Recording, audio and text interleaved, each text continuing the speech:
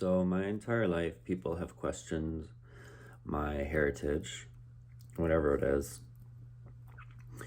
I'm Métis. My mom, my mom's side has always kept that going. It's important to us, although I don't really relate to many other Métis people. They're Catholic and like to really, when I grew up, there was a lot of energy from my grandmother that spent a lot of time trying to be as white as possible because that's successful. Sending your kids to Catholic school is successful. Marrying the whitest person in the room to have whiter children is successful. There are many generations of genocide for natives and the Métis. It's really important to note that the Métis suffer genocide from both sides of the fence. Being mixed race,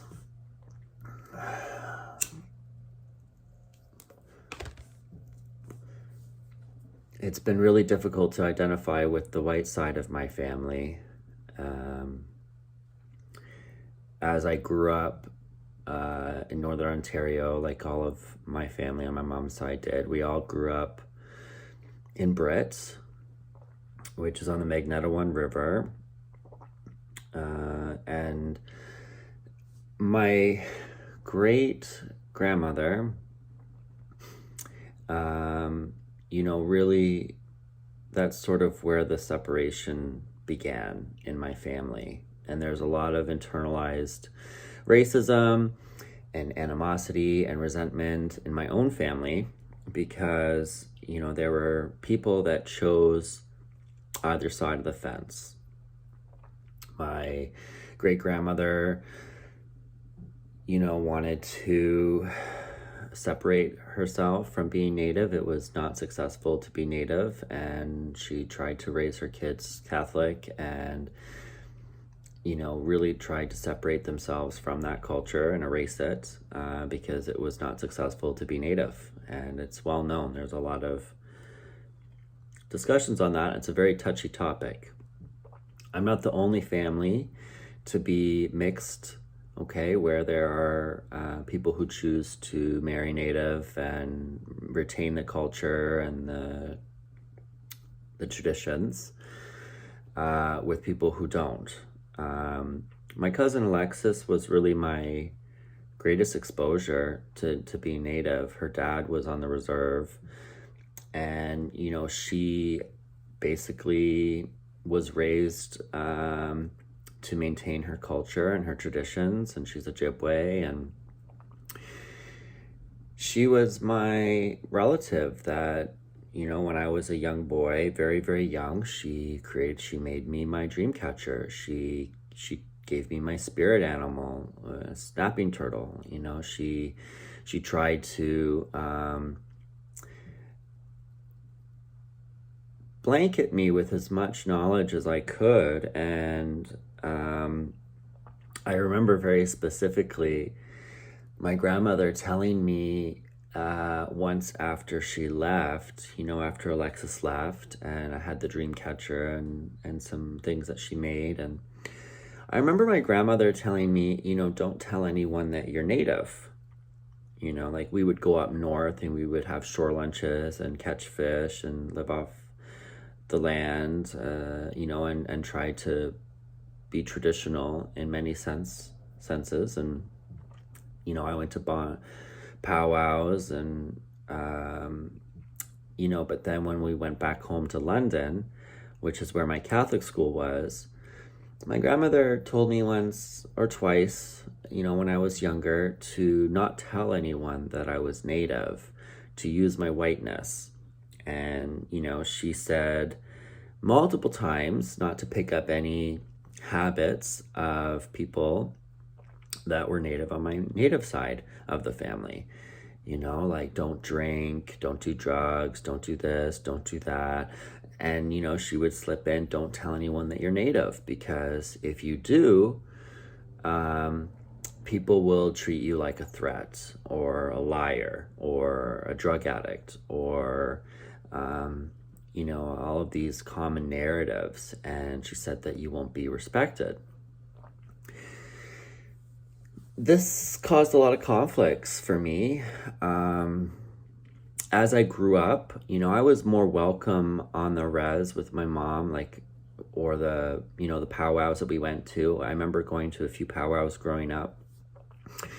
And, you know, I was more welcomed when I was a child. But as I grew up and got older, my whiteness really separated myself from being trusted by people on the res and other natives. You know, they look at me and they see the whiteness and they're afraid, you know, and it's very valid. I don't take it personally.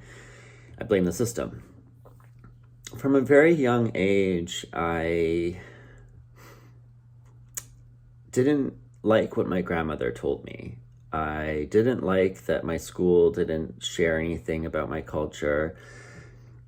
I remember being in grade 5 or 4, and I brought in my dream catcher, and I did a huge report on the natives across Canada and you know, how different we are from the totem poles in BC to, you know, the dream catchers and things that we have here in the Inukshuks.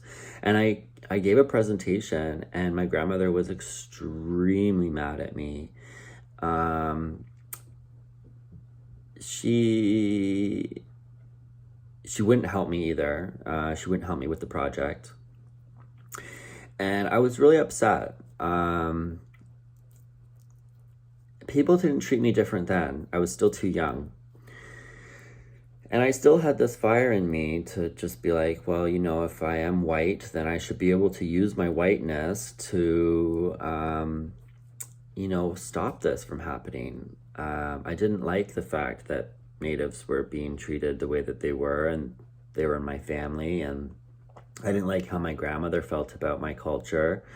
I didn't like how she was afraid to tell people that she was Native. I didn't like how she was ashamed of my mom. My mom is not white passing, and there's always been a lot of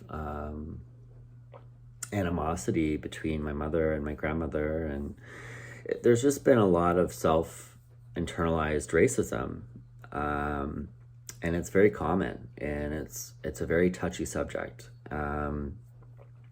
There's a lot of families that are mixed race that have these issues. And so I ended up homeless at like 15. My mom was racially profiled my entire life, okay? From the time that I was conceived.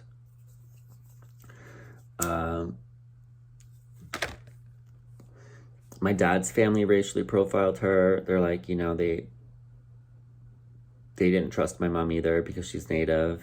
My dad abandoned my mom when she was pregnant, told her it was like, oh, she's a slut, some other kids. Meanwhile, she was with him for 3 years without sex on his request. And, you know, later we find out in my 30s that my dad is actually schizophrenic, and he was starting to have episodes at that time, which makes a lot more sense. But my mom was abandoned and left for homeless when she was pregnant with me. And she ended up at the Sisters of St. Joseph's on Maitland or William Street in London, Ontario. And I'm sure they have a picture of me in her stomach that they did. My mom said that they kept pictures of her. And she said that was the best part of her pregnancy, was being there. You know, she felt taken care of. And then, you know, as soon as she started to have the baby, they were trying to, you know, take me and put me up for adoption because my mom was homeless. And my mom went back to live with her mom, which was a very rocky situation. My mom had a lot of animosity with my grandmother, and there were a lot of things that my grandmother did. My grandmother's a really manipulative, I'm going to just say evil person. Like, she truly is an evil person, but she thinks she's doing the right thing, which I think is even more evil. She is, she's done a lot of wrong to my mom and myself and the rest of the family. And I don't think she means to. I just don't think, I think that she has just been in survival mode for so long that it's the only thing that she knows. And it ends up hurting people around her. And she has really, really hurt my mom. And, I was part of it growing up. And so I know the kind of animosity, but there was a lot of things that happened before I was born. And so my mom went to live with her to avoid me being taken away from her. Really, the only reason why my mom would have gone to live with her is because the Sisters of St. Joseph was threatening to, take me away because my mom's homeless and she can't very well raise a kid while homeless. So Children's Aid Society was basically involved from the very moment I was conceived and planning to take me away from my mom. So my mom went to live with my grandmother, and that didn't last very long. And then it basically, from that point on, my mother was just basically putting a roof over her head with men she was dating. First it was David, and we moved to Waterloo, and then she was able to get an apartment, but it didn't last long. She was never really able to take care of herself very well because of all the things that happened to her before. And it became a system of men. And the men would put roofs over our head. And there were many times when my mother would be not happy in that relationship, but still sleeping with them because she's afraid to leave, because she's not independent. And there were multiple relationships that she got trapped in to put a roof over our head. And I saw it from a very young age. Mike, when I was 5 years old, Mike Peakney did a lot of damage to me and my mother for a couple years. And that's in the other video. I don't need to go over it. And she was basically mentally, spiritually destroyed from that. And she received some criminal charges, I believe, for that. And he did as well. And in the end, my mom had a lot of difficulty finding a job. And when someone is criminalized, they start looking at ways to take me away from her. The entire time, I think that if my mom was able to find independence and support me, she would never have done any of the things that would have happened. She wouldn't have gotten stuck with these men. She wouldn't have been in and out of homelessness with me before and after. All the things that really destroyed my mom were not her fault. It was a result of system issues. And the police, at every single occurrence, really made my mom's life harder. Like, there was this time that she was on the wrong medication, and she had a drink, and she pulled over. She went to pick me up at a birthday party, and she had a drink at the friend's place while we were like the person that I went to the birthday party offered my mom a drink, and we got like 20 meters down the road, and my mom pulled over on the side of the road, and there was no other driver, and so she was trying to figure out how to call a cab. to get home. And I remember this really well. We pulled over. She's like, I can't drive. There's something wrong. And we were on the side of the road. And a police officer came, and the car was parked, and she was trying to, we had my mom's friend and a babysitter, but she didn't have a license at the time, so we were trying to figure out how to call a taxi. And it was in the farm road area, so it was difficult, but we were going to leave our car there because she couldn't drive.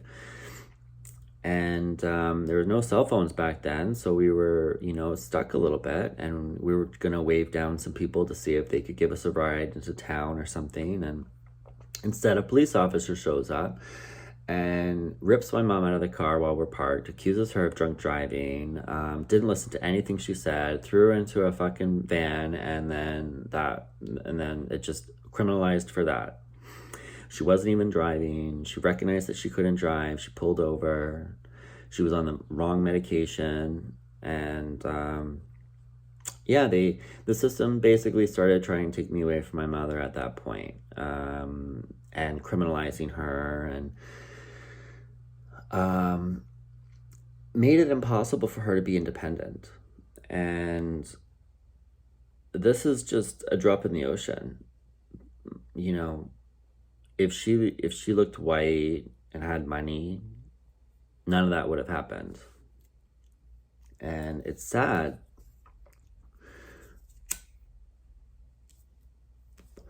And I saw this racial profiling my entire life. Her sister is white passing. She got away with everything. My grandmother is white passing.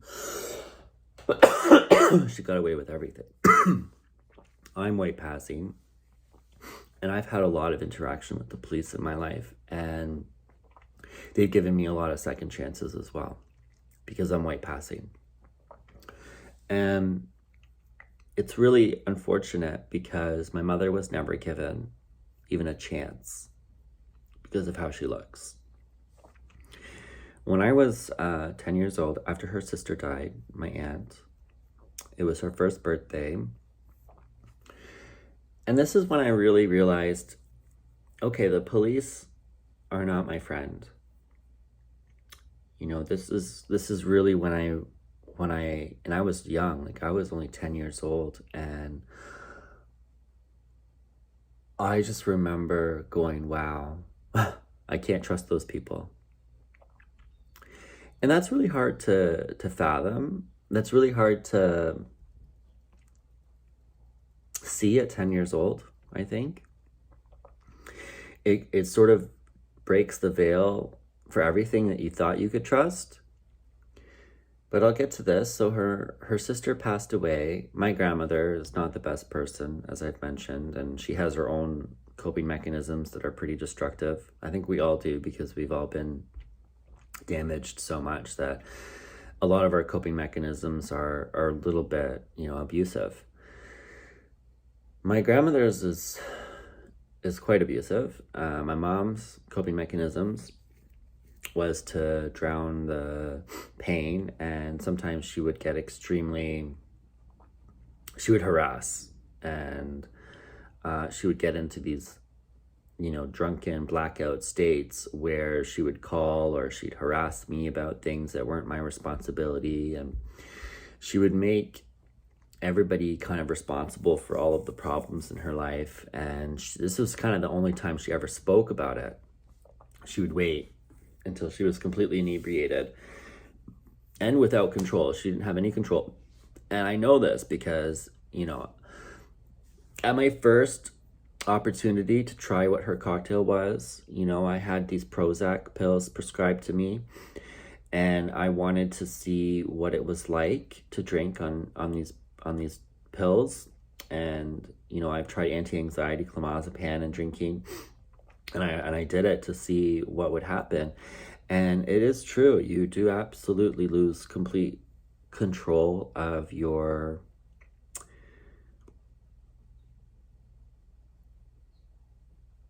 being able to analyze the risks of something. It just, you get this sense of invincibility. And it's very dangerous, I think, for anybody. And you black out. So you completely black out. Like, I remember waking up the next day and trying to remember really difficult, like, really, I tried to remember really hard what happened that night, and I couldn't. And that really scared me, and I never did it again. But for her, that was something that was soothing for her and allowed her to cope through all of the pain that she's been through. And it's been a lot. Okay. My mom's been through a lot. And, I was sort of I was really one to brace a lot of that. I braced a lot of that pain from a very young age. I saw too much. I saw way too much too early. And, I was used to my mom making all of her problems my faults by 10 years old. So I already knew what she was. And it was her birthday, and I was at I walked around the mall until it closed, because that's usually what I did when my mom was drinking. I'd leave and I would just go and window shop. And this time I had some money from my mom's boyfriend. And I bought some fabric paint and a t-shirt. And I was going to come home and paint, World's Best Mom on that and give it to her, and found her favorite colors and all that. As I'm coming home from the mall, this is like 9:00 maybe. So I always stayed until it was closed. And, I used to walk around that mall every day almost, and just stare at stuff and stare at people and just be completely quiet in myself and never talk to anybody. I came home and I saw all the flashing lights. And I was like, oh, I bet that's for me. So I went behind the house, behind the apartments, in between the bushes, as to not be seen, because I didn't want to talk to the police or deal with them. I didn't trust them based off of what happened in the car just previously. And I didn't like how they treated my mom every time. So I'm like walking up, and I peek through the bushes, and I see my front lawn, and there's my mother, completely blacked out. I mean, this was her birthday. She drank a lot. She probably took a couple of extra pills to make the pain go away, because this is the first birthday she had since her sister was dying. I learned from my mom's boyfriend later that my mom was harassing my grandma, like she does anyone. She was picking up the phone and blaming my grandmother for not being there for my aunt when she died, being a bitch, really. Honestly, my grandma's a bitch, and my mom was a bitch, and they were bitching at each other. Family, right? This is what happens. My grandmother decided to order a cease and desist against her daughter on her birthday. One of many things that, whatever. And, my grandmother knew what would happen, calling those cops. And she knew that my mom wouldn't be able to handle it, and that it would spark, a lot of rage on how she's, on what she's already dealing with. And instead of my grandmother trying to comfort her, and try to make her daughter feel better, or maybe cry together about what happened, my grandmother is just very defensive and offensive, and she called the cops on my mom on her birthday, the first birthday after her sister and my grandma's daughter passed, and it's only been a couple months, and my mother is not able to grieve very well. This was her best friend that she lost, and the cops came and were really smart with her, and my mom was really smart ass back and really rude and angry, yelled at the cops, and they arrested her. But my mom did not want to be arrested. And And they dragged her down the stairs of the apartment building. And this is when I showed up. And I was watching as my mother was being ripped out of the apartment building against her will, grabbing onto the apartment doors, begging to be let go. And that's when like all 5 police officers were there. There were 5 or 6 police officers that began wrestling my mom on the front lawn, at which point everybody around the apartment started to come out of their home and create a circle of staring this situation down. And here's my mom during a complete meltdown on the wrong medication. The medication at the time did not say do not mix alcohol. They do now, but at the time it didn't. She's drinking. She's completely lost all control of her inhibitions, what's correct, what's not. And I've taken these cocktails and I know that that's what happens. And yeah, she's like winning, like she's kicking them in the balls, ripping their hair out, like really just has gone into animal phase, just primal.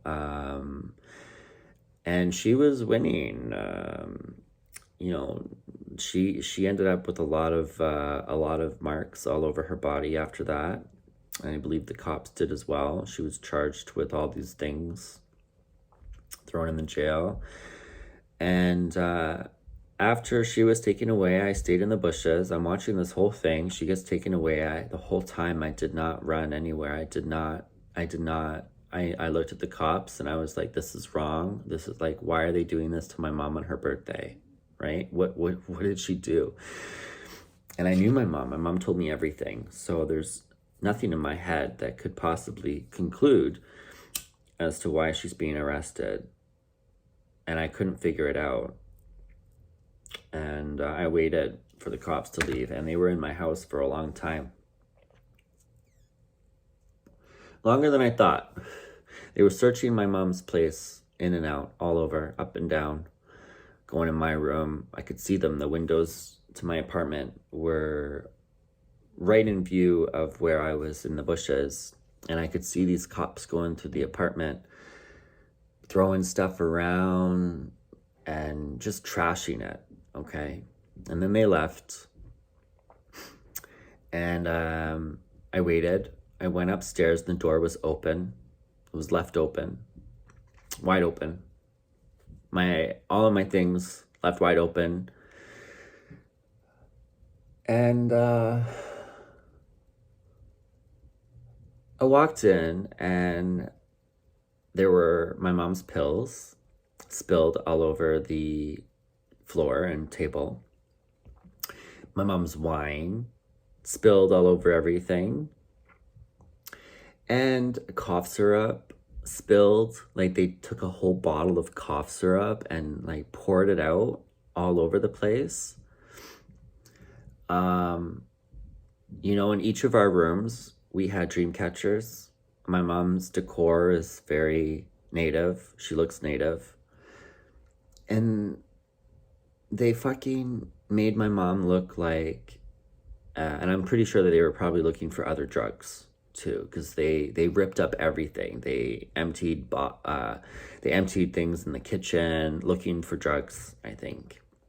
And when they couldn't find any, they made it look like my mom was a complete drug addict with the drugs that she did have. And they took cough syrup, all of the pain medication pills, like all the pills that they could find, like poured them all over the coffee table and the floor. And I walked in and I saw this fucking cough syrup all over the floor. And I've been watching my mom drink my entire life.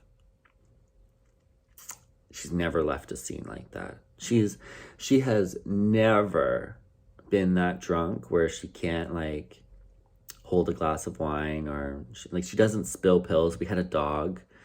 She was never an endangerment really to me, like that. Like she would never have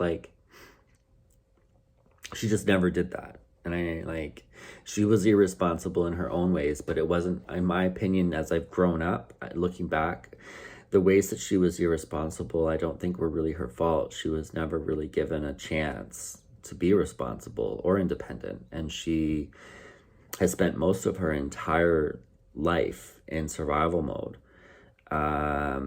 while trying to raise me and give me the best life that I can, while being abused by men, the system, her mother, and everything, and just being pushed into a corner and in fear her entire life. Like, this is my mom.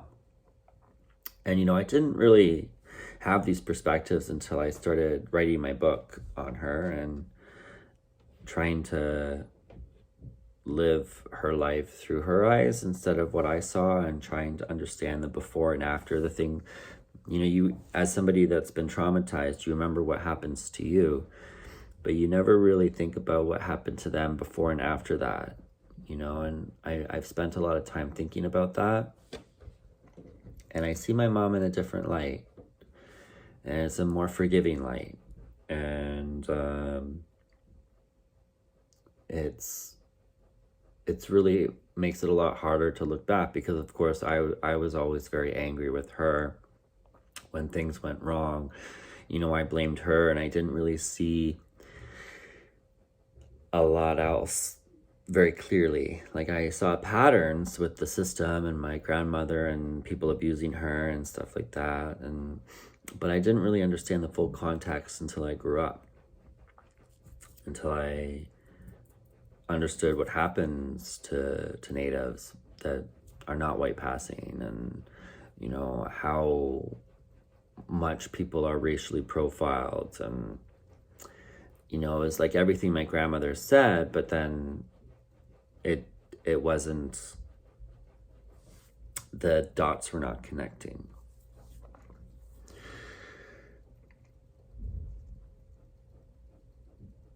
It's interesting because after that, I was obviously picked up by the Children's Aid Society. My mom was going to be thrown away for a really long time, from what everybody said, for what she did. And it was Children's Aid, and I was with Children's Aid for a year. Mom had to go to rehab and all this stuff, and I specifically remember every single appointment, and being afraid of these people every single time. My grandmother also wanted my mom locked up forever, and my grandmother would spin things for me to say to the Children's Aid Society. She's a wicked lady. She was manipulating me ever since I was born to fight my mom and be on her side. That's how wicked my grandmother is. And my mom never did. My mom never, my mom warned me, was like, watch out, grandma's done all these things. She might do it to you, so just be careful. And my grandmother would make things up and try to get information from me to use it against her. Like, my grandmother was a little bit more wicked in interrogating me about my mom and using things against her and trying to create narratives that get my mom in trouble. Like, my grandmother was a really wicked person. And I watched it, and when I started to go to Children's Aid, I was living with my grandmother. She could prove that she was fit to take care of me, so I ended up in her foster care, but then I was monitored very well by the Children's Aid Society. And I got to see random visits with my mom, but the Children's Aid Society, oh my God. Every single time that I saw somebody,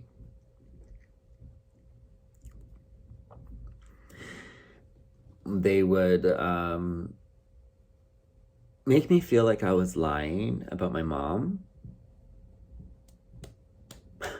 Like I was, like I didn't know my mom every time.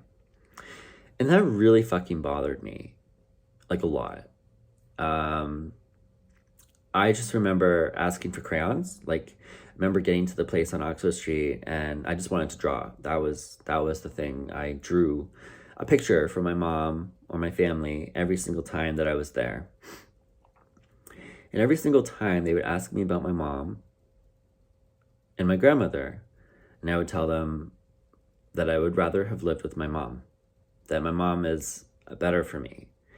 And I knew even then at the time that I knew in my heart that my mom isn't doing these things because she wants to hurt me. You know, she's not doing anything to hurt me, really. My mom was actually a really good person. Like, she really, really tried hard to make my life perfect. She really had a vision, and she really tried. The only time she's ever hurt me was when she was in her blackout state. And that's very true. I always used to call my mom Dr. Jekyll and Mrs. Hyde, because, you know, as soon as she had that potion in her hands, she would let out all of her emotions unrestrained, black out with her medication, and it became a very toxic environment. But when she woke up, she never remembered. And but when she was sober, I really, really enjoyed my time with her. We were like two peas in a pod. When she's sober, we're really, really close, and we're very similar. And I just accepted the fact that my mom was a different person when she was drinking and on this medication. And I didn't think that was my mom. I thought that was the stuff she was taking. I knew that very young. And so when people asked me about my mom, at the time when I was younger, because there was a time that I hated my mom and really, really blamed her before I started writing my book. And I did spend a lot of anger at her, and I regret it now. But, you know, there was a point where I would only talk about when she was sober. And, you know, that relationship was always really good. It was like a really good team. And they constantly, this Children's Aid Society constantly made me feel like I was lying, that I didn't know my mother. They would try to like give me closed-ended statements that I constantly had to like deny and reject and be like, reaffirm my previous statement. And the more that happened, and I remember getting a different Children's Aid Society girl too. Like, I remember there was a switch, and I got another one, and they took me places, and, you know, they took me to McDonald's, they took me here, they took me there, and every single time they were like trying to get dirt on my mother. Like, they were not there to help. They were not there to help me or my mother from the very beginning. And they were trying to separate us.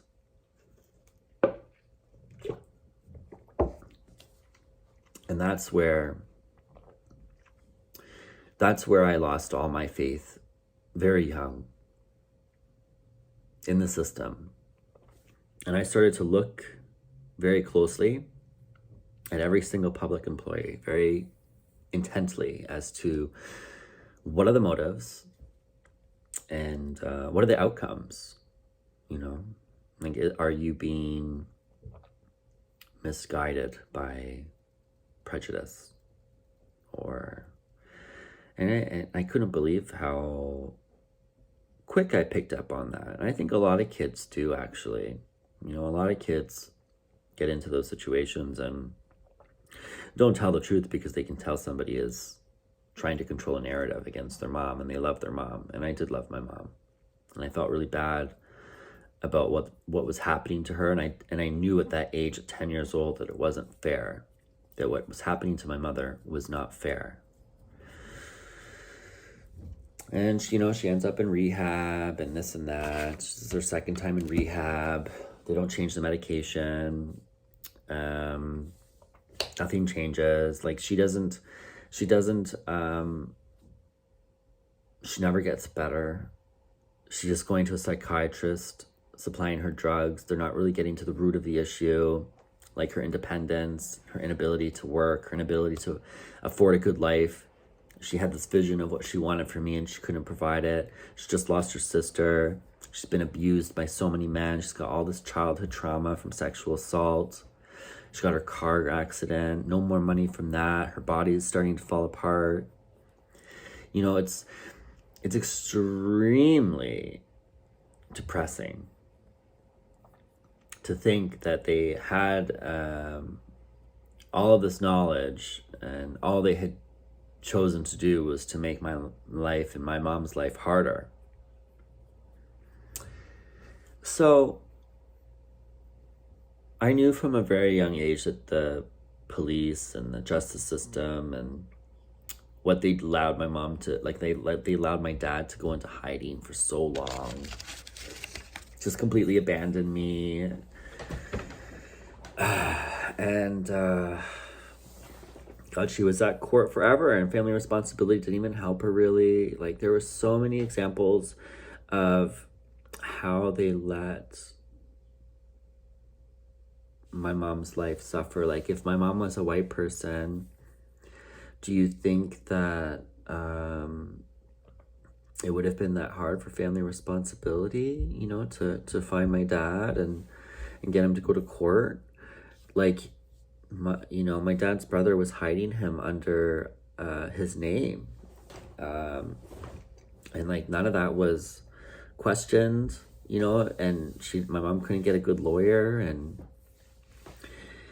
you know, when you look at how Natives are treated today, when I grew up and I started to look at other Natives, and my mom has been spoken of as Native for my entire life, you know, like,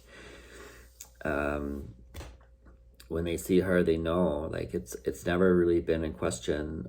She does have more European features, but like, her face is round, her hair is dark, small, short, squinty eyes, you know, and everywhere I go, people, they're like, is that your mom? Like, people don't even think that I'm her son because I'm so white.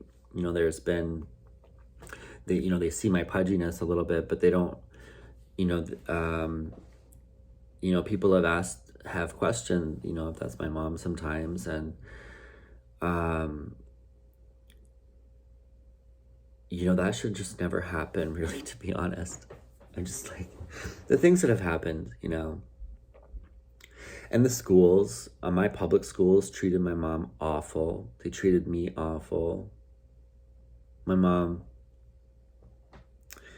was, when I was, after that incident with the police,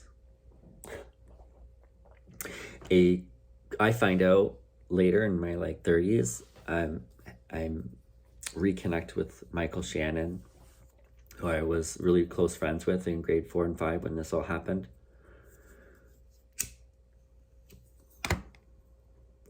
And there was a parent meeting about me and my mom, parent-teacher meeting about me and my mom.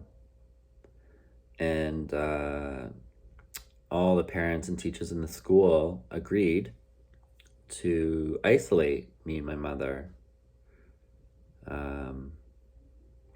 And they told all of my friends not to talk to me. And I was not allowed to really hang out with anybody anymore. 10 years old. And that I didn't even know at the time that happened. I felt it, I'm sure. I felt it. You know, I remember being happy to leave that school, even though before that I had a lot of friends. I was really a popular kid. I was in gymnastics. I was, I played games, Sailor Moon with people, and Captain Planet. We made these rings. I was always playing in the school with people. And then after my mom's sister died, and everything that happened after that, and a little bit before that, I was, and the birthday friend that I went to, you know, all these things that had happened with my mom, I was very much isolated from everybody, and I felt it. And I remember being very happy to leave that school because no one talked to me anymore, and I wasn't enjoying it. I was really sad, and I was excited to leave, and start somewhere else. Like that's, my last day of school there was really bittersweet. And so these are the kinds of things that were happening even as a child. People, instead of being a community of loving people, they would rather gang up and isolate people who need help, who have lost their best friend.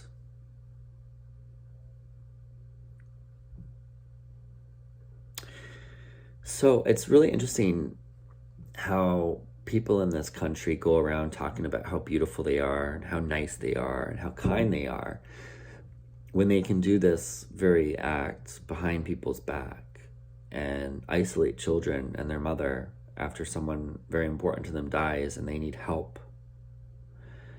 My mother was not a violent person. My mother was not a mean, evil person.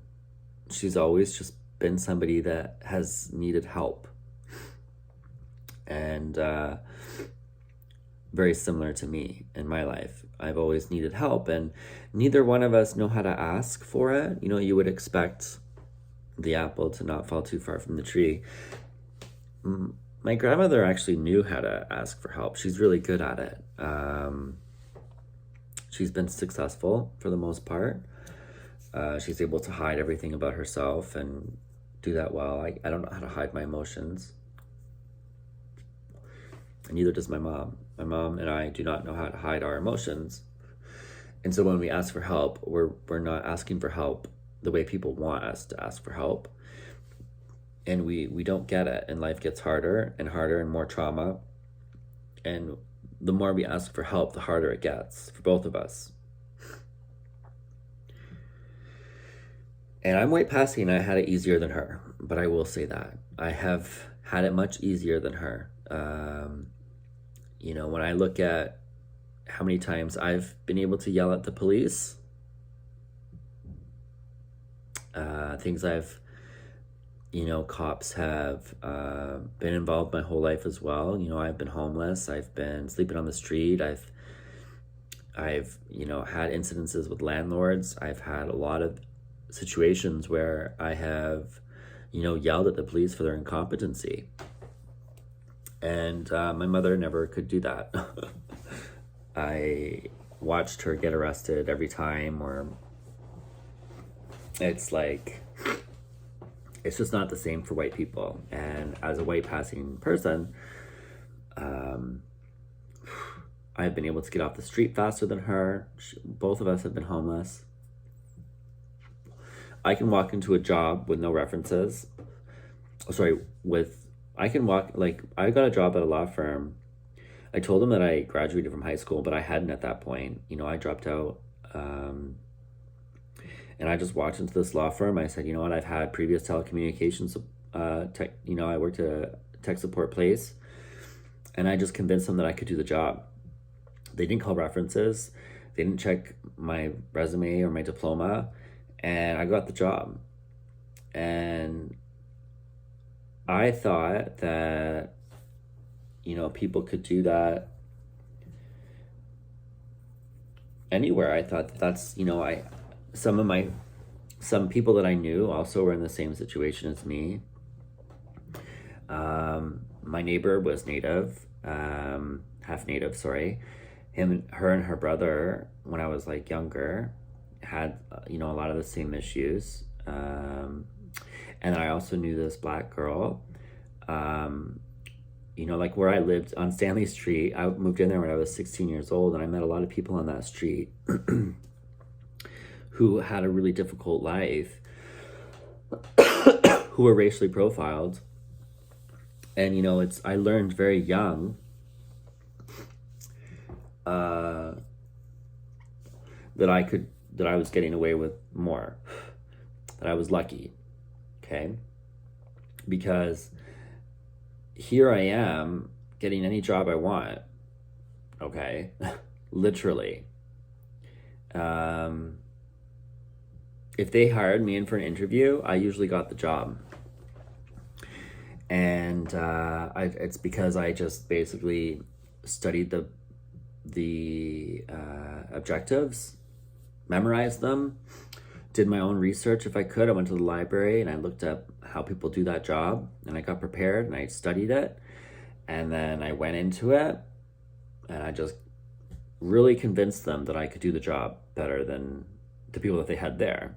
And it was true. I ended up being really competent and doing a really good job because I really, really learned and really paid attention to what other people were doing. And I tried to innovate that. And I tried to share that with people that I knew.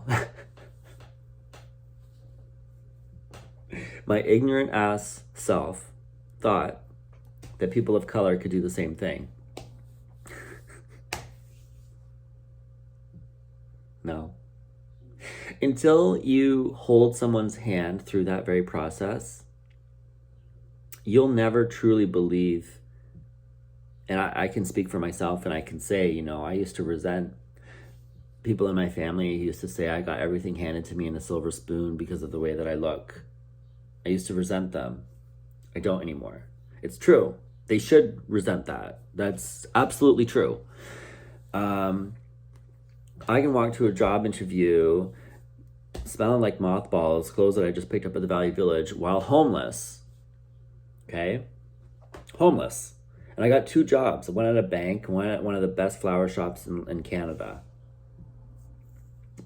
No previous work experience in either. Okay? So I felt bad as a young child, 16, 17, 18, 19. It probably took me until I was in my 20s when I started working at that law firm. Because that law firm that I got the job at, I couldn't believe I got it. And I thought, well, if I got this, anyone could get it. I really did. And I started to, you know, help people. I've always shared what I know, you know. And even women have it harder. Even women, my girlfriend at the time, I tried to encourage to do the same things as me, and she couldn't. So, you know, on the top of the fact that she's a woman, my mom, she looks native, she is native, but she really looks native, unlike others. Not all my family is, and the people that are native in my family do have a harder time than the white passing. The white passing are resented, and I understand now why. I understand. You know, there are these people in my life that I tried to walk through the same things that I have done to get a job, because no one could believe my little ass with no experience. They all knew me. They couldn't understand how I got all these jobs all the time. And I would get fired from a lot of these jobs because I was a cocky little bitch, and I still am. And I don't sometimes agree with the script or what they're telling me to do, and I do it my way. My way is often better, and I get better results. And then they, you know, I don't like to be, you know, told to do something that's going to make it harder for me or make it harder for customers or anything like that. If I find a better way to do it, I'm going to do it. And if I have good results, then I'm going to keep doing it. If I don't have good results, I'm not going to keep doing it. But if I can prove that, you know, my system is achieving results, I'm going to be cocky about it. And that has often got me into a lot of trouble. I get fired a lot, and I keep getting these new jobs. And there were a lot of people in my life on that street that I lived with, friends that I hung out with, that were way older than me. A lot of them were very vulnerable because you know, I lived on Stanley Street. There was a homeless shelter, and it was cheap rent, and there was a lot of people that I met, a lot of criminals, and, you know, people of color, and I was exposed to a very diverse range of people. And I was just always out asking people for help too. Like, I was asking people for smokes, for quarters, for food, for joints. You know, like, so I was very present in that neighborhood. Okay. And I became, you know, acquainted with a lot of people. And I just remember very specifically people asking me how I was able to, you know, get all these jobs. And I walked a couple people through that, and I thought that they would have the same experience as me. I was like, oh, you know, just do this. And I couldn't even get a call back for some of these people. For all of them, actually. And I really, I really quickly realized later in life, it wasn't even for sure then, but that's when I really started to go, okay, you know what? I am lucky. I have superficial features that allow me to get things that others cannot, like being a white male. And I kind of like, okay, tried to be a little bit more understanding when people were resentful towards my appearance, my superficial qualities, my gene jackpot. And I started to look at my mom differently. But it wasn't really until I went to university. When I started to go to university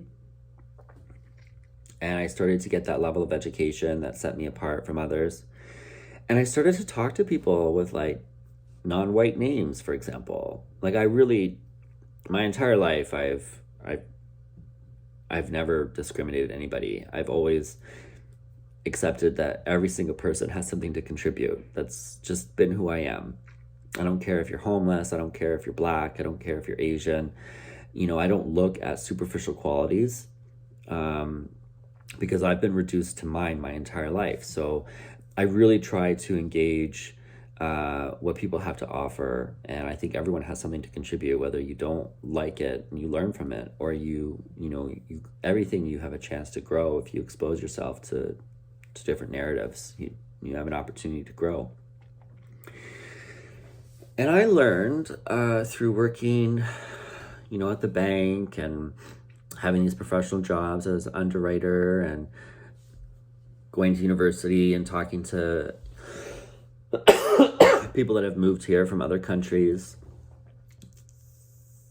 And they had this, they have better, I remember speaking to my friend from, I don't remember where, she was, a lot of people actually. I remember talking to a lot of people, someone from South Africa, someone, from the island, Mauritius, and I had so many Asian friends, and they all changed their names to get called. Like, it's really just something that they know that they have to do. And I remember asking these questions, why don't you keep your traditional name? Why don't you do this? All of these things. And I remember being in positions of hiring people. Like, I remember being, in positions of roles where I was included in the hiring of people, because my expertise was considered very important. And that's been in a number of jobs as well. And I just remember all these things are adding to my overall perspective of the system. And, when you're standing beside another white person and they're going through resumes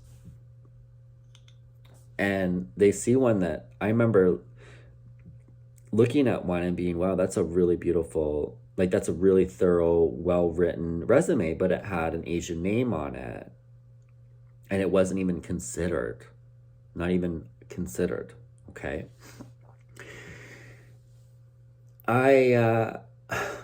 God, I can't, like, I've been working on this my entire life, basically, since I was a young boy, because people resented me and my family, and there's internalized racism and animosity in my own family and everyone that I've grown up with on the street and things like that. Like, people have resented me my entire life. When I'm on the street, there's people of color, and they know that I'm going to get off before them. Like, they already know. I don't even know that I'm going to get off, but they know, right? And there's a certain level of resentment towards me because of how I look, and I'm not going to end up on the street for much longer, and they know that. And I don't know that it's like that until you really start to verify and start to ask questions and talk to people and learn. And over time, you see it's in every single system. When I was living in Guelph, like, these Canadian-born Asians, were having trouble getting their bus pass out of their wallet, and the bus driver yelled at them, go back to your country if you can't learn to use the bus.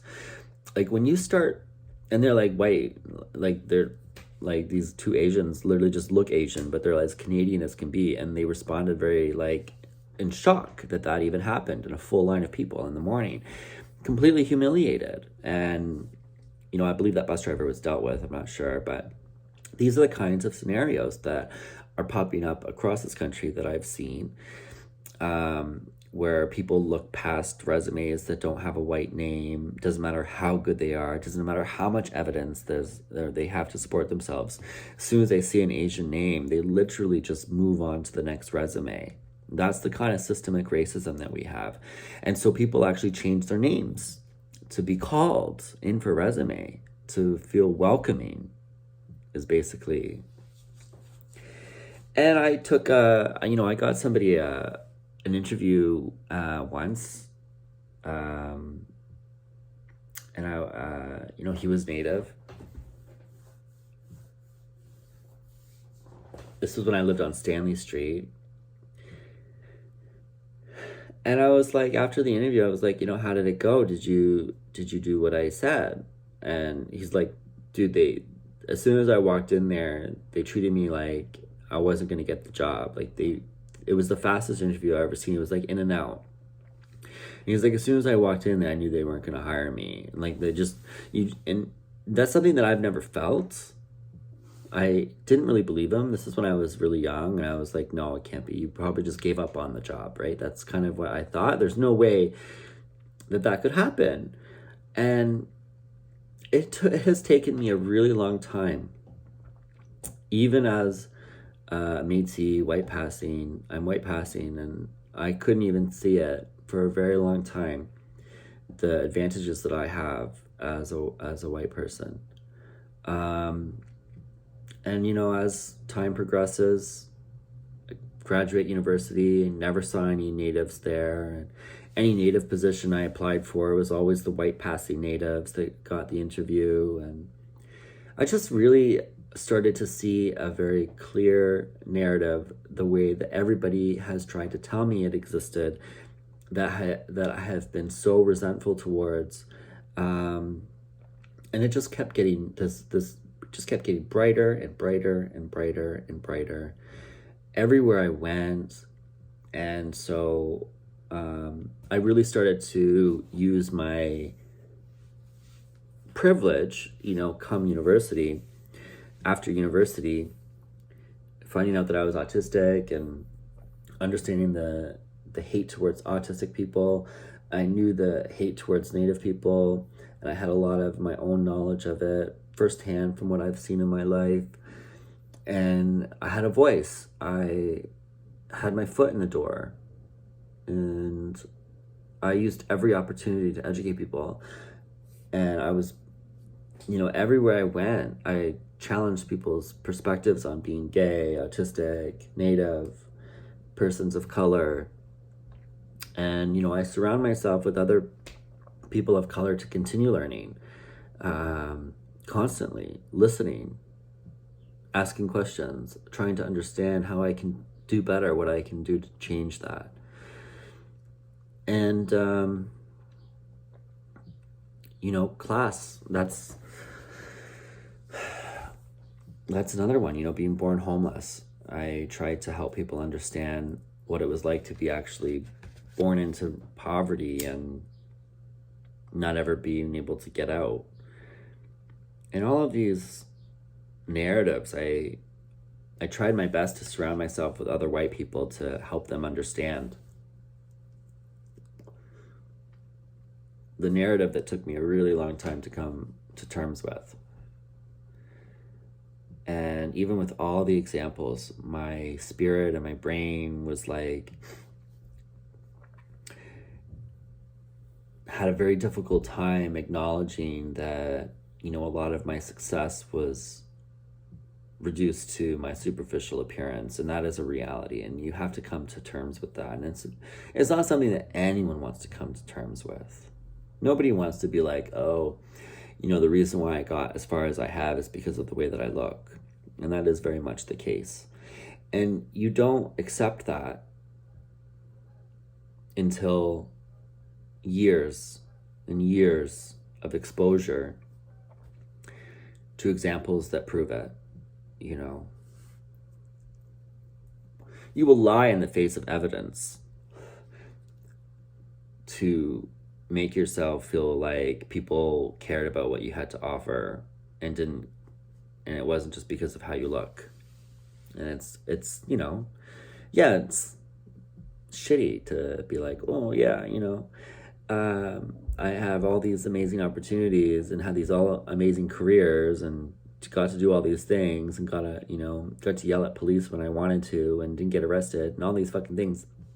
And it's because I'm a white ass motherfucking white boy that looks like a fucking privileged, beautiful Ken Barbie doll, whatever. Okay, I'm appealing. I'm non-threatening is what it really is. And people feel threatened by people with autism. People feel threatened by Native people. And people feel threatened by people of color. It's fear-driven, gross. And, I have been invited into all of these places because I am non-threatening. And that's really what it boils down to. And I'm marketable. Charming. Used to be charming. I'm not very charming anymore. Now I'm like a bag of bones.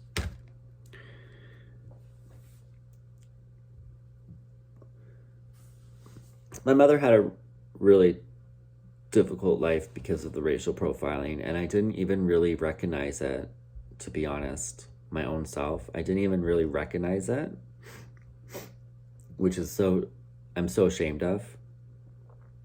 She didn't even really realize it, because me and her, we've been completely on our own most of our life. Like, we in and out of homelessness. Like, we didn't have access to the natives. We didn't have access to the Métis. We didn't have access to anything. And the justice system here was only making it harder for us. And my mom just kind of isolated and did her best to kind of get through everything. But she never really asked for support from the Native community or anything. She didn't know how. She didn't feel like she fit in either. My grandmother always told her, that she was white. Tried to, there was never really a lot of discussion on being Native in my family until I was born, probably, maybe a little bit before I was born. And that was simply because it was not trending. And, there was a period of time where it was sort of trending and people became a little bit more comfortable to,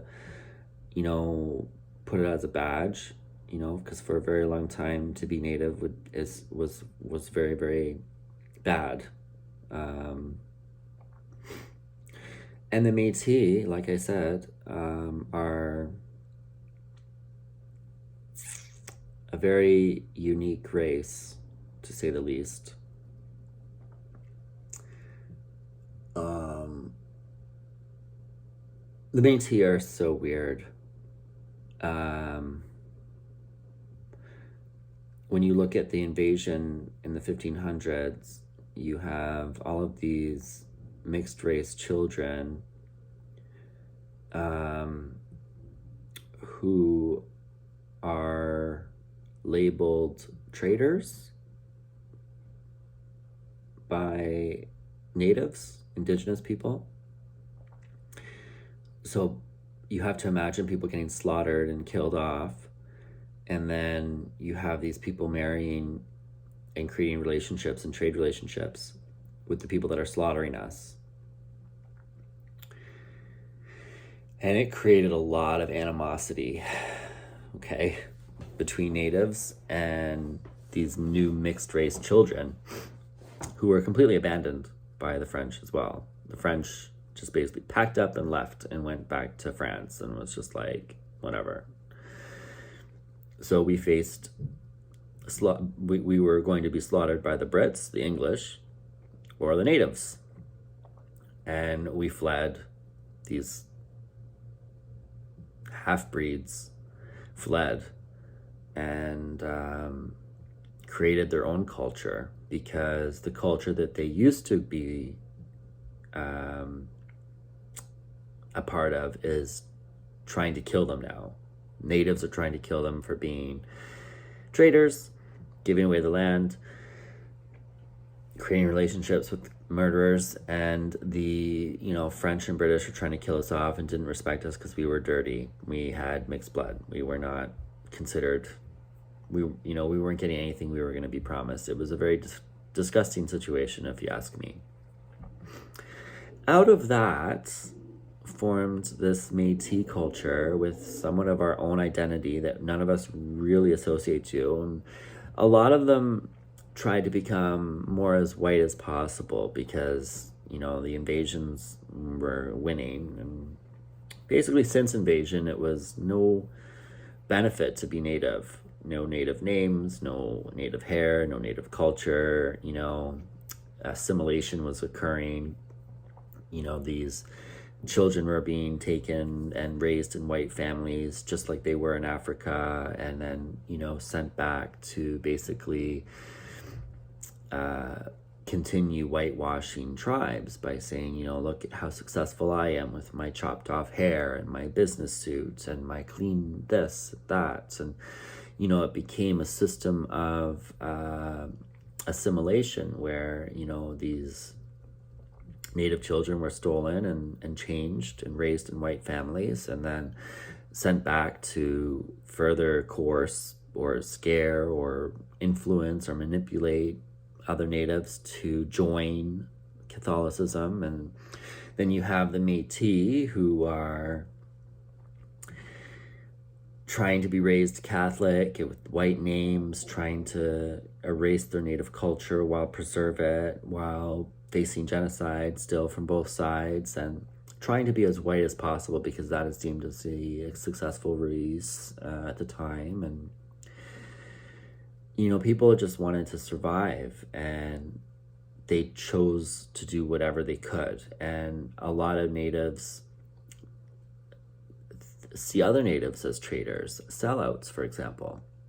There's entire tribes that have animosity towards other clans. They've, call them sellouts, people who've sold off more of their land or created contracts or accepted money and things like that from the government. So whatever regard, there's animosity between just natives in the same territory, like in the same river system, in the Georgian Bay. There's a lot of animosity between people because what people have done to survive is looked at as, surrendering. And not everyone has the power to fight. I know I wish I didn't. I wish I surrendered too. I think, but then I think, God, could I have lived with myself? It's hard to go to battle, and it's hard to do nothing for me. And so it's difficult for everyone, and everybody has their own strength, and there's been a lot of animosity and a lot of disconnection. Even Métis federations or councils across Canada aren't aligned with each other and constantly fighting with each other. So there's a lot of disconnection, and a lot of it is because of people wanting to survive. And then you start to look at the system and you go, wow, that's a lot. That's a lot of people that have changed their core values, have walked over their own people, have hurt their own people to survive. And I remember getting really mad at Henvey Inlet for selling off their entire res to a wind farm. It's like in my backyard where I grew up. I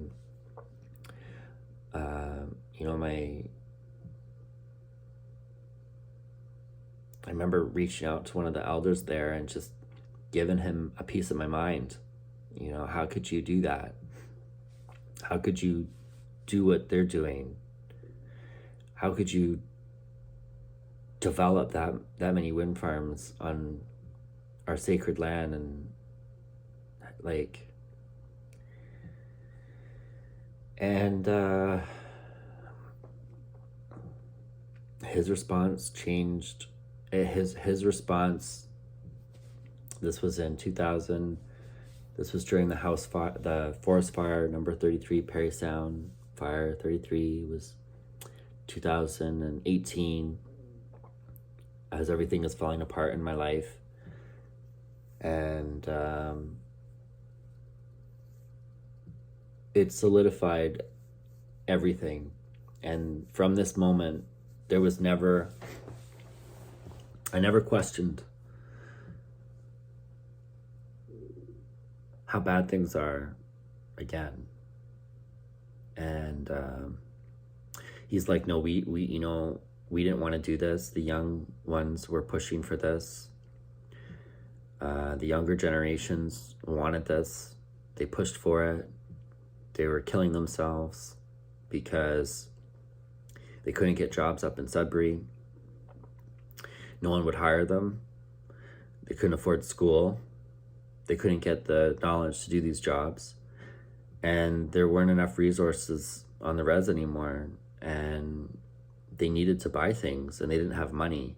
And a lot of them were ending up dead. And a 7-year-old killed himself. And so they signed the contract for like billions of dollars to save their families. And you look at only 2 reses on the entire province of Ontario that have clean water. You know, the development and extraction and exploitation of all of the resources right up to the res border. You know, and most of them across Ontario, they've been exploiting resources around. There's roads put in place that are killing animals or preventing their migratory path. The damages that have been done to reduce the number of resources for people is really, really profound. And not even having clean water, and just eroding all of our culture and how we've lived, and to see how it happens with my own eyes, watching the degradation of an entire community, the isolation of them, not being able to fit in. Their animosity is completely valid too for how we've been treated. And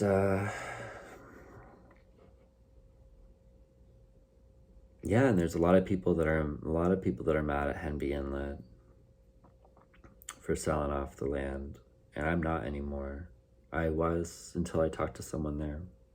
I was like, why, and I listened, and I put myself there, and I've watched my mom have a really, really hard time getting employment, especially after she was criminalized. God.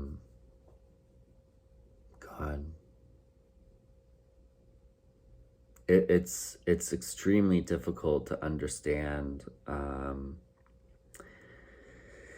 Even as you watch the news, you really have to be a part of it. And I don't know if I would have had the same feelings if I grew up with people around Henby Inlet. Like, I didn't hang out with them, but my family's Native, and I've always been I've never really been treated poorly up there. I talk to people; they know that my family is a good family. I've never had a lot of animosity.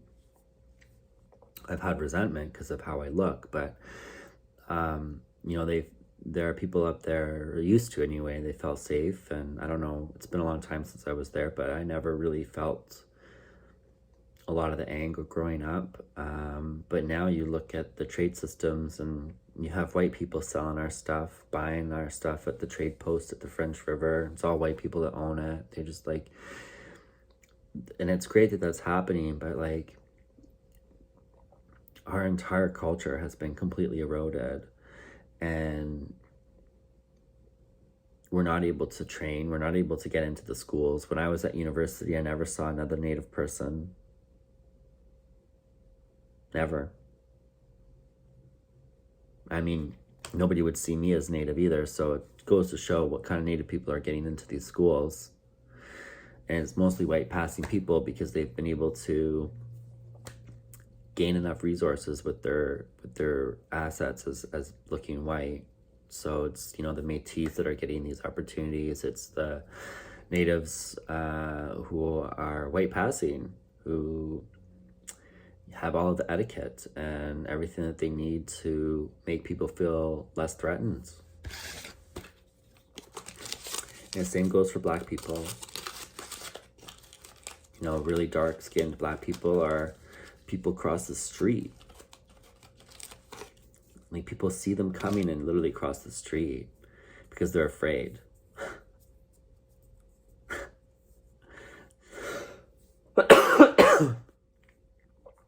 And I've known that for a while because my neighbor, when I was living on Stanley Street, Joseph, you know, he told me a lot. He told me a lot. He hated it here in London. Yeah, couldn't even get a job. It was so hard for him. And I remember hanging out with him. Fuck, man. People would just stare. People like looked like they were fucking scared. And here I'm just some kid, right? Some skinny kid. Like, he was my neighbor, like 18, 19. I looked like I was 12 years old, some white boy. And I was always, you know, he was literally lived in the same house as me. And, you know, I would hang out with him all the time. And he was always so scared of, like, he was terrified. You know, people are so confused treating him like a threat because how dark his skin was. And I saw it. People across the street, people would see us on the porch up front having a smoke or smoking a joint, and they would cross the street even though they had to be on that side of the street. They would literally make it harder for them. They would avoid the front. And then after him, I saw it everywhere.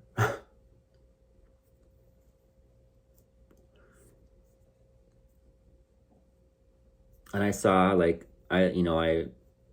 fuck, man, you know, I'd call people out too, you know. Even women are treated like a threat. And it's just because of the color of their skin. And meanwhile, these people are beautiful, kind people. Oh my God, Joseph was so kind. So kind. God, he was so kind. He looked out for me all the time. And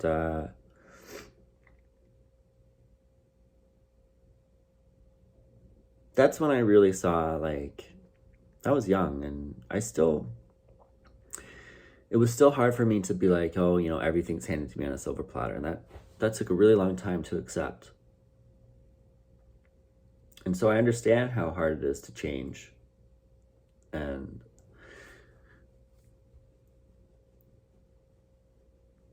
I did my best to help people see.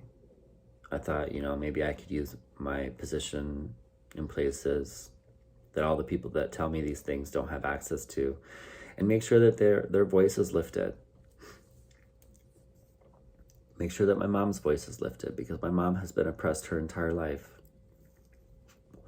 My mom has been spoken for and treated like she's crazy and denied help her entire life in my eyes. And I watched it. And when I came out as autistic, gay, and native really, when I really started to put the badge of honor and make sure that everybody knew who I was, I wanted to see if I was treated any differently.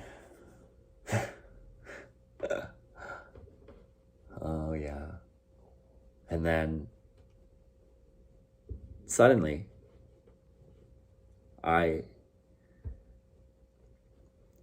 even though I'm white passing, I started to experience the same oppression that my mom had her entire life. And I spent, before this, okay, when I used to hide my culture and I used to hide my mental illness, and I used to pretend to be perfect, because that's what my grandmother really, really, really, and everybody else around me,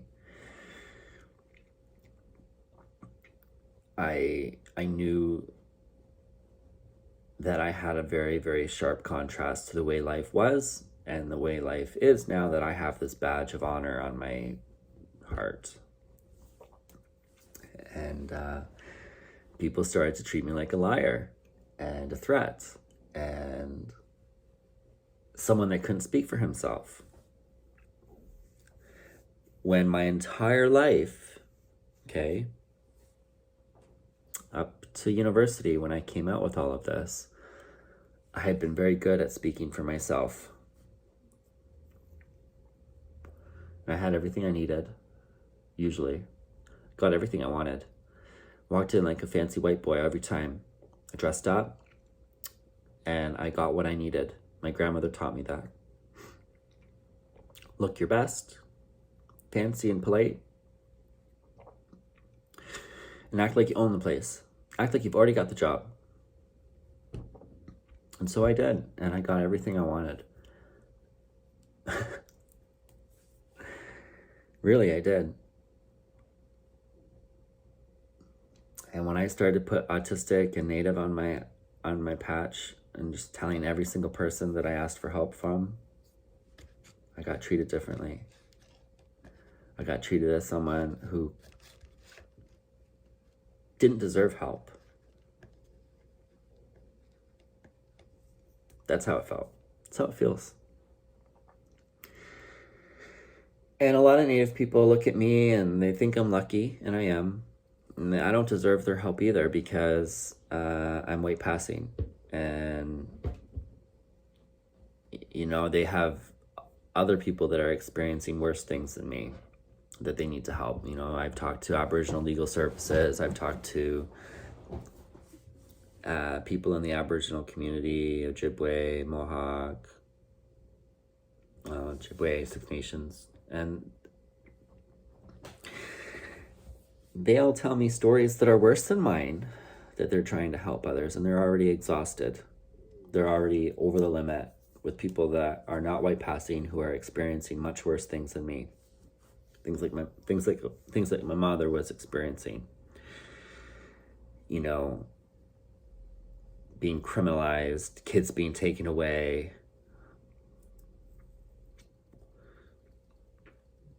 Yeah.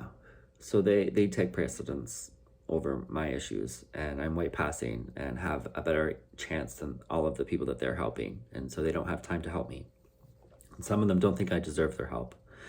You know, I have people who challenge my nativeness all the time. And there is a lot of white passing fake natives out there who have no connection to their culture at all. And I yell at them too. You know, I don't like when somebody does not grow up with their culture whatsoever. You know, like there's like, for example, there's this guy out in BC or Alberta that I met once. He's white like me, white passing, ginger. Both of his parents are, you know, white, has not been connected to any reservation his entire life, no other natives in his family. White, okay, really rich, wealthy, has profited a lot off of this whiteness. And all of a sudden, they have an ancestor, and so they're Métis now. And I never needed that growing up. Like, I had my connection to Ojibwe and the art and the culture and the rituals and the way of life and the respect of the world around me and the nature and understanding the spirits around me. Like, I grew up with that, okay? And that's what I grabbed onto, and not everyone in my family did. Some people in my family really grabbed onto the city and the Catholicism and the success and the money. And so, not everyone in my family, um, kept their roots, or even exposed themselves to it. So it's, my own family is really, really divided. But I had access, and I had grown up with this culture, and it's part of who I am. And it may not be as native as somebody who grew up on the reserve or that is not white passing, and I accept that. I will never understand how the system truly treats somebody native because I'm white passing. I can only say from what I've seen my mother and how my mother has been treated, but I can't speak for her either.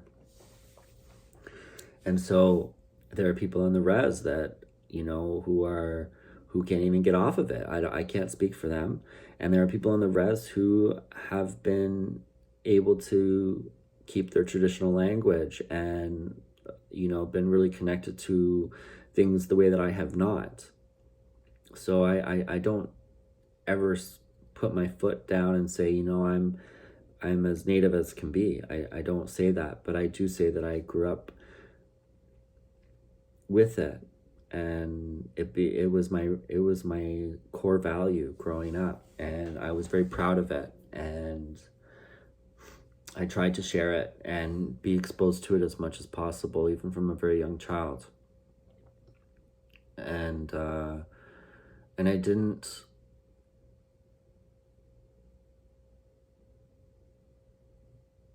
didn't ever get mad at anybody who asked me to defend my nativeness either, because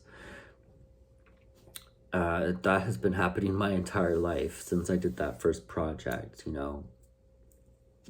with my blonde hair.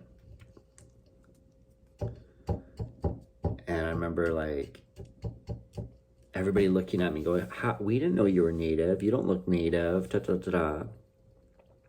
And I just remember people, even children in my school, being challenging me on my nativeness and having to defend it and to, explain, I go up north every summer for as much of the summer. And I am not,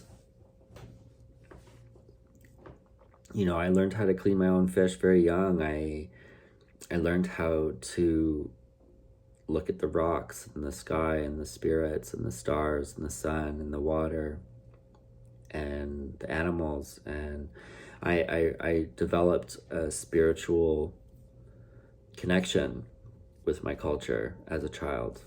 And that's how I defended myself, growing up. I, shared that I was part of this, and I was growing up beside it.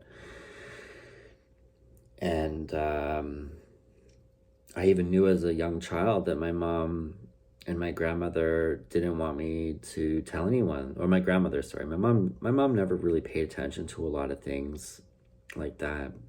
She was always in survival mode, and I don't even think she ever even had a chance to breathe her entire life. And my grandmother was always there to be like, don't do this, don't do that.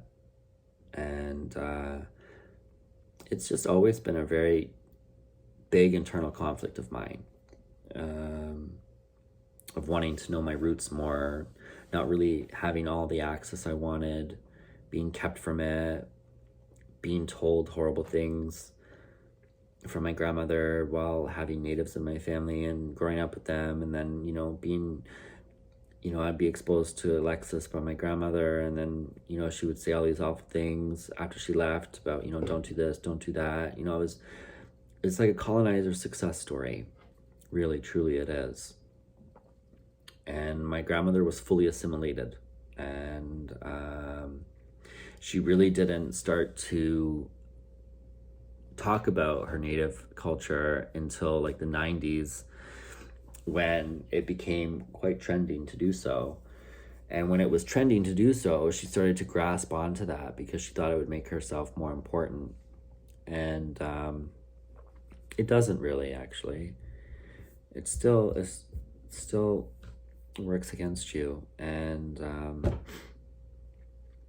this video is really just to give light into who I am. How Native am I? And I think every single person and every single family across this country, North America, Turtle Island, we're all different shades of Native. And even people who look Native are sometimes even whiter than me and act whiter than me and have completely surrendered for survival.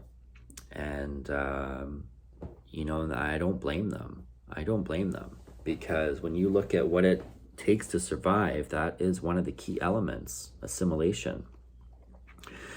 So even if you're not white passing, if you can convince someone that your core values are as white as fuck, they'll have a better chance. That's the reality. And a lot of people resent them, sellouts.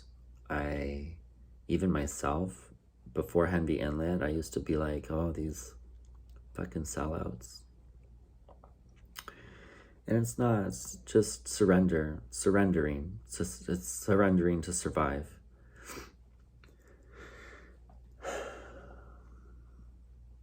I thought I could do something with these lawsuits. I thought I could use all of my examples and what I've seen and my voice and it doesn't work. So, this is just really important to get everything out. I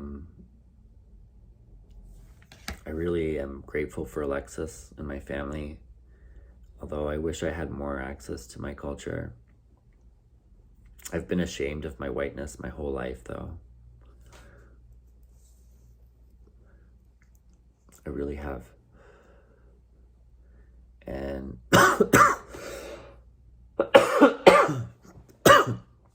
my whiteness puts me into spaces with other white people who assume me to be white. And one of the most common groups of people to make fun of are natives. I'll tell you that right now. Less and less today. But I'm going to tell you, growing up, I went to a lot of different schools. Worked in a lot of different places. And I used to hide my culture.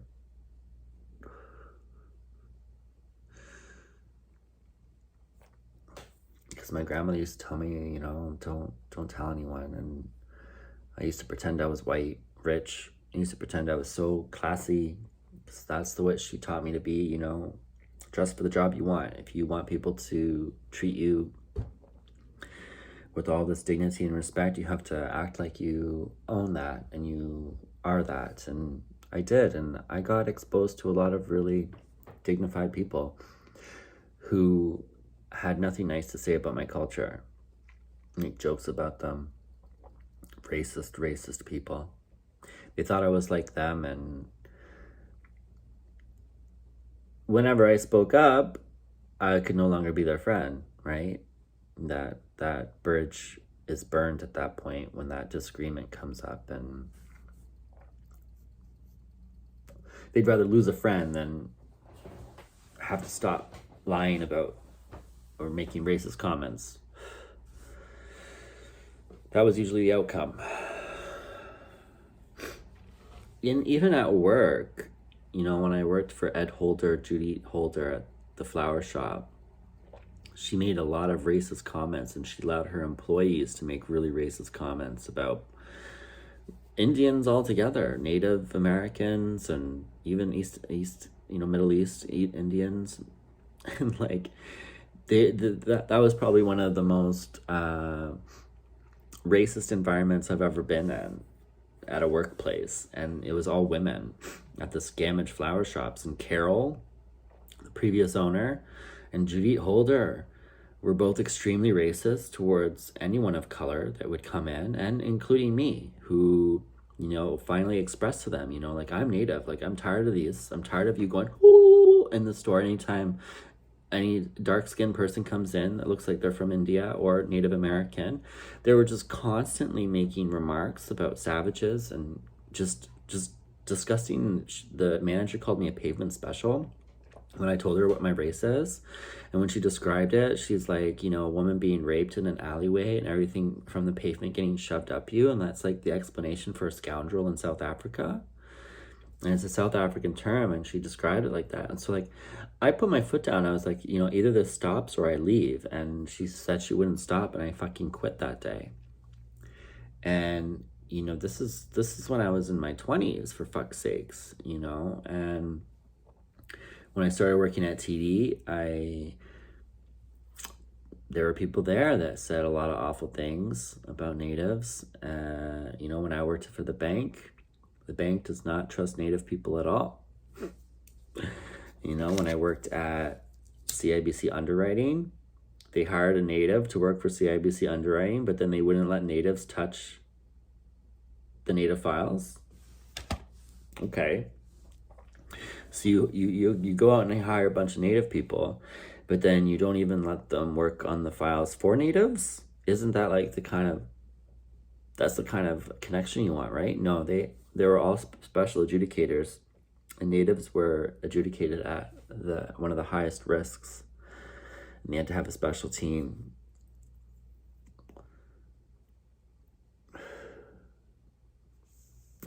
The racism towards Natives is so severe that all the people in positions of power are built on a system that is so old and so racist, and they've worked their entire lives with these racist policies.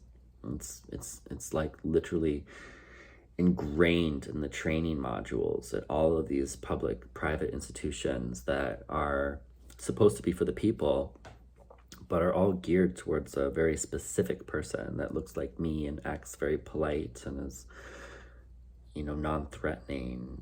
And it's wrong on so many levels. And it's wrong that I can't exist.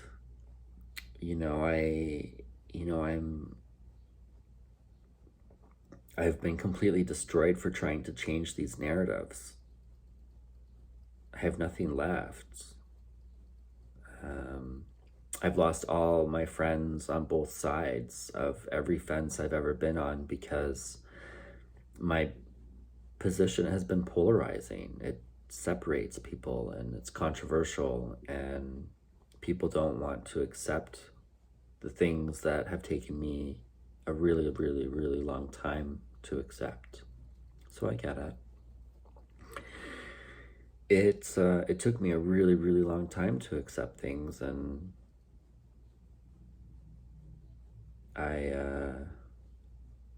I'll never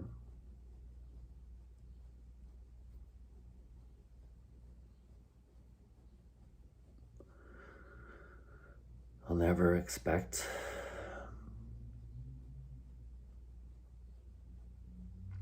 the level of change that I can do for myself, for others. I've changed a lot in my life for the better. I think every day you can improve. Every day you can try to be better than yesterday. But I don't know. This video was just to defend my culture. What is my culture? I don't even know.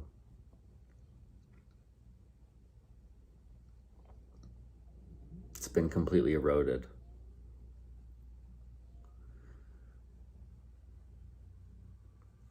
I don't know how to relate to anyone.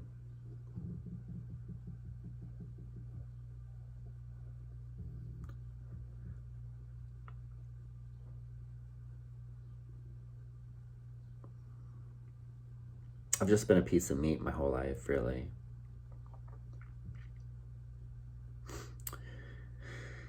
Homeless, wandering piece of meat is how I feel. That's, if anything, I can relate to. If anyone I can relate to the most, it's homeless people. If there's anyone in the world that I know the shoes they have on,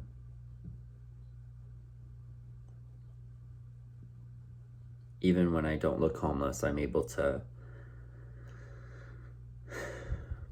just how I treat them and talk to them and give them whatever I can anytime I'm passing someone homeless. They know, like, I've been there. Like, they can just tell how I am, how I can relate with them, and what that feeling like you don't exist.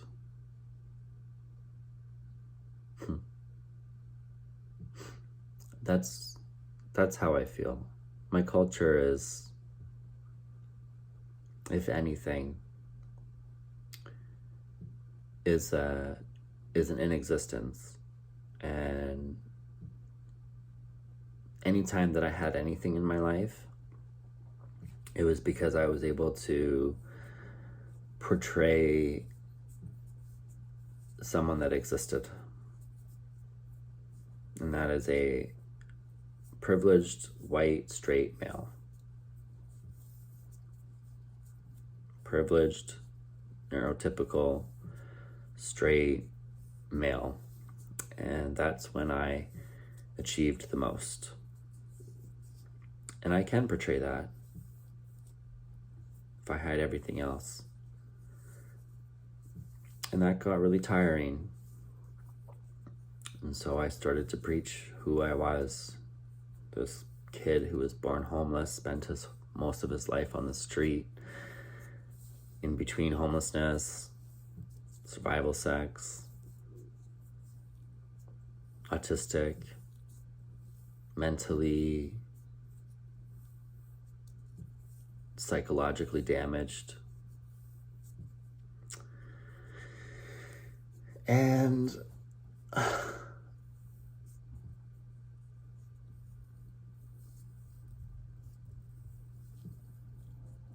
I guess the culture that people see me as, which is worse than what I feel I relate to. I feel like I don't exist. But with all my ingredients, psychological trauma, homelessness, sexual assault, poverty, broken dreams, mixed race, disability, all these, autism, all these ingredients are the ingredients for mass murderers and serial killers and people who lose it. Like, whenever they started to do all these cases on murderers, mass murderers and serial killers, and they determined a pattern that they all had sexual trauma and disabilities like autism or schizophrenia, and they had, child abuse and neglect and broken dreams, and they had all of the same ingredients that I have. So by association, I've been treated like a very serious threat to someone's safety, which is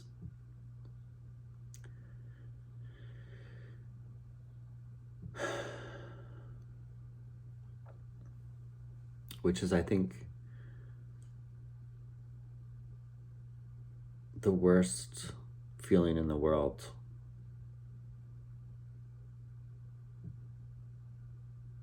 I don't know. I think people of color experience that as well. And I don't know, it's to be associated to, like, I don't even know their names, but like Jeffrey Dahmer. I don't know all these people's back histories, but like, I don't even know which ones are like me. I don't really study them. I just know that these narratives exist and that it's printed in the media, like the Columbine kid and like all these mass murdering school shootings. The guy that ran over a bunch of people in Toronto, women, I just remember paying attention to, there's always the question of, why did he do it? Why did she do it? And, they always make it very clear that, oh, this person, he suffered child abuse, sexual assault, he has this mental illness. It's usually like autism or schizophrenia. And, they basically paint the same narrative that I've had.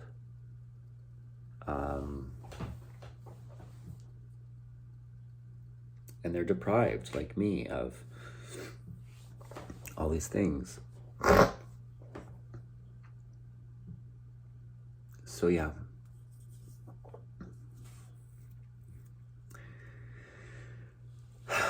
And I noticed that in school when I came out with my autism and my abuse.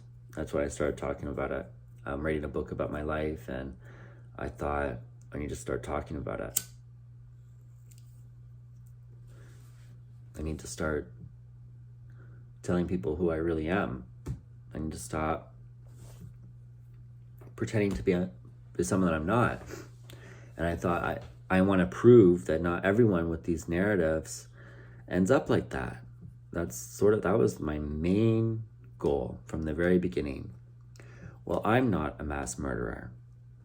I'm not. Never will be. I know that. It's like 100%. And I know that I'll never resort to that. Like, I don't have any psychopathic tendencies at all. And that's really the main ingredient.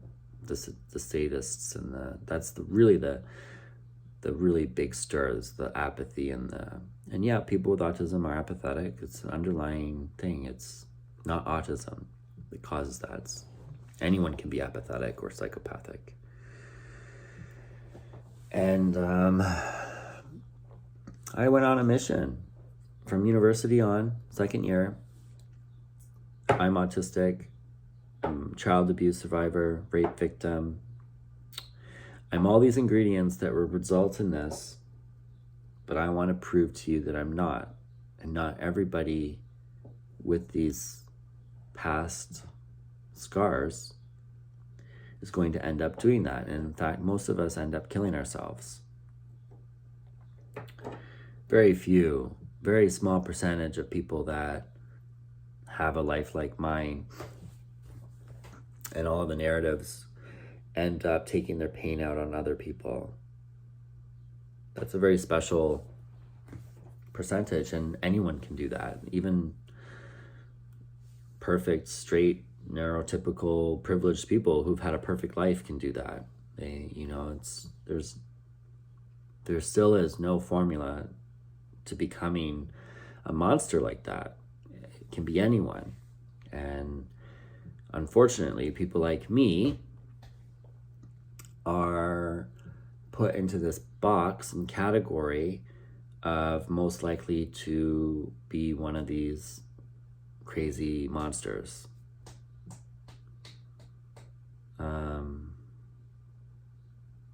And I've been treated like a monster since university when I came out with my autism and my trauma. And I didn't realize how damaging, I didn't really realize it until a few years later. And it just is one of those things that takes a long time of exposure to the same thing over and over again to be like, okay, you know what, this is real.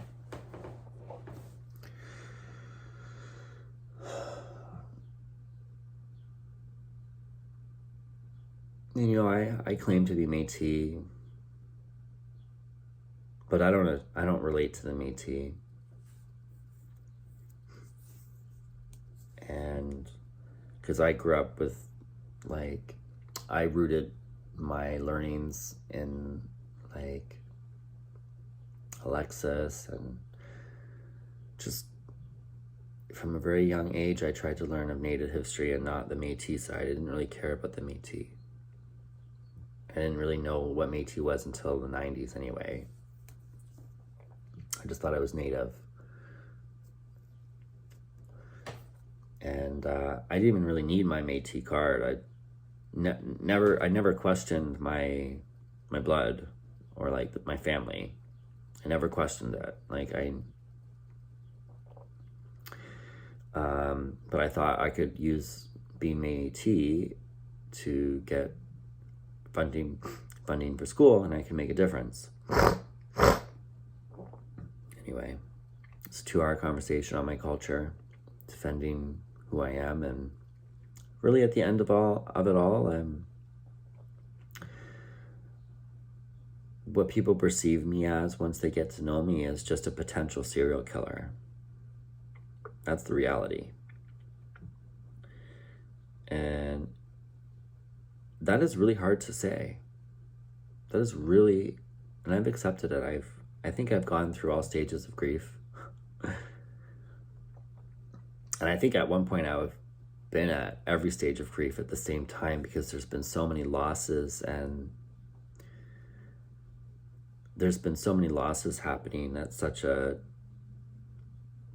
stacked up, different intervals all happening at different times, that I've been on this journey of grief and acceptance for all these different things at the same time. And I do believe that at one point in my life, and most recently, that just mostly recently, and that I've been at every stage of grief, simultaneously with all the loss. And that includes the loss of my own self-worth and self-perception. I've lost all of my self-worth. And I've accepted the narratives of what people think of me as. I know there's a lot of people that love me and support me, but they keep their distance. I'm not blind. People don't.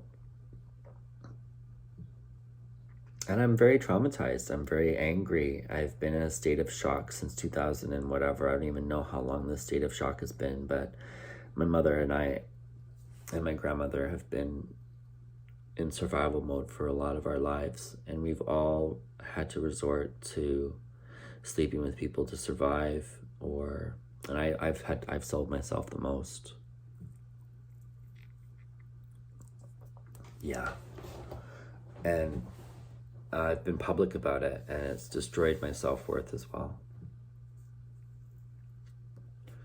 And my birthday's in 2 days. And the only thing I wish for is to be euthanized. It's the only thing that could make my birthday happy. Because I can't compete with the narratives against me. I'm too small. And I exhibit too much anger because of my autism and meltdowns, and I don't know how to ask for help, and even if I did, no one thinks I deserve it. So I just want to go. It's the only thing I want.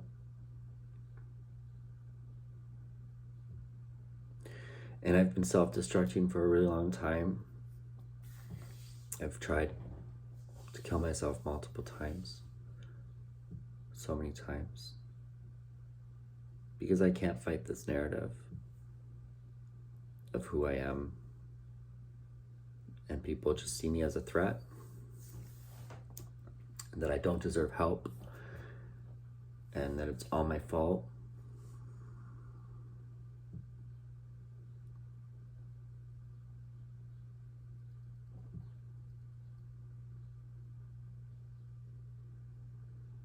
And as much as I